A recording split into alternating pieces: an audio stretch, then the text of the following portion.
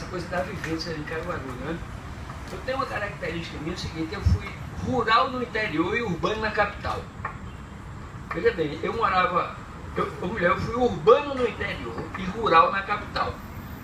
Eu morava em Caruaru, saí de lá com 9 anos de idade, eu completei 70 anos agora, dia 24 de maio.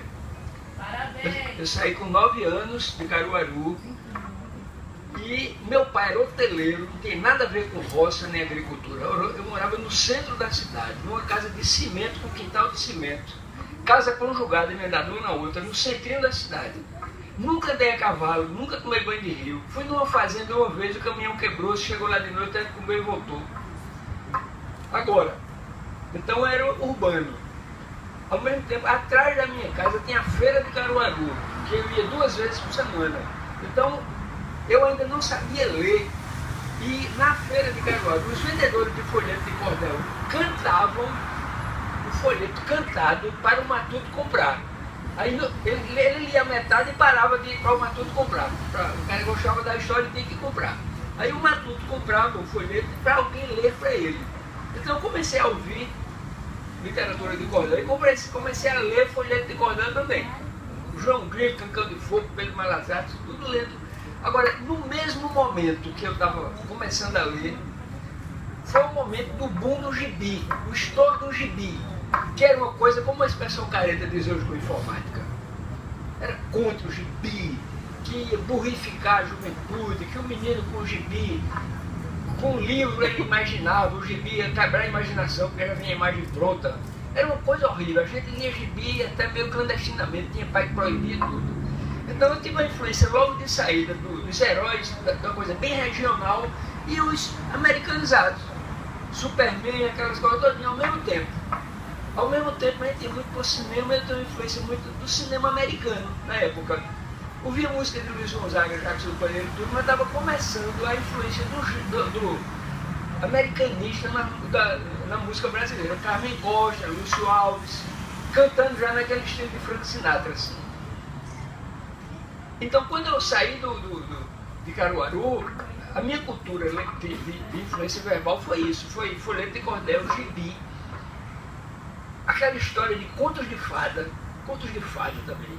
E naquela época tinha um hábito de a gente ouvir história. Um menino ia para a casa do outro para ouvir história. Quem sabia história, ele contava história. Chegava uma empregada na casa, quantas histórias ela sabia, e toda noite tinha para ouvir história contada. Então isso marcou muito a minha formação, né? Essa coisa. Aí quando eu vim morar no Recife, com 9 anos de idade, eu fui morar no Cordeiro. Eu era um menino do centro da cidade, morava perto da prefeitura, perto da livraria, perto da gráfica, perto da praça, tudo ali. Aí eu vou morar no Cordeiro, que era mato, aí tinha vacaria, barro vermelho, barreiro, aí eu fui andar descalço na rua. Morei numa casa que tinha quintal, aí mamãe foi criar galinha, plantar coisa, aí eu fui rural na capital e tinha sido urbano no interior. Passei 1 ano morando no Cordeiro, nunca vim na cidade, morava na escola lá, pronto, aquela coisa bem rural. Aí fui menino de praia 2 anos, do Pina, e depois volto com 14 anos de idade para Boa Vista, aí me reencontro com o ambiente urbano morando na Boa Vista desde então. Então, outra influência também é a coisa do cristianismo.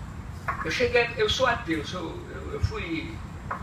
tive influência cristã até 17 anos de idade. De 18 até agora eu sou um ateu e já tenho estabilidade de ateísmo, né? Porque sou ateu desde esse tempo. Então, eu descobri que o cristianismo não me pegou por causa do gibi. Porque mamãe não gostava, mamãe botava a gente para rezar todo dia, rezava.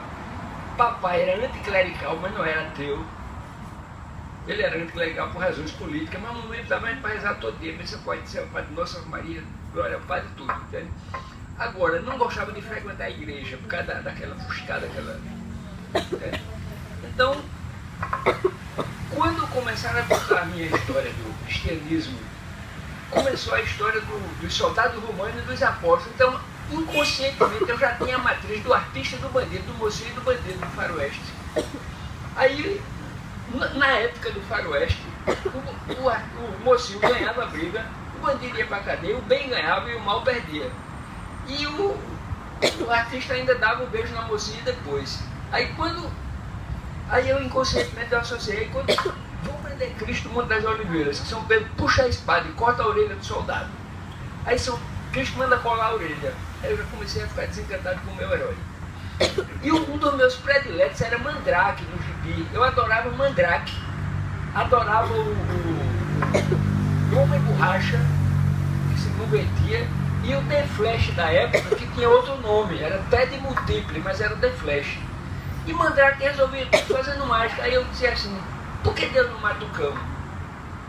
Então, eu acho que essa influência do gibi me fascinou contra aquele cristianismo tradicional. E eu agradeço a isso.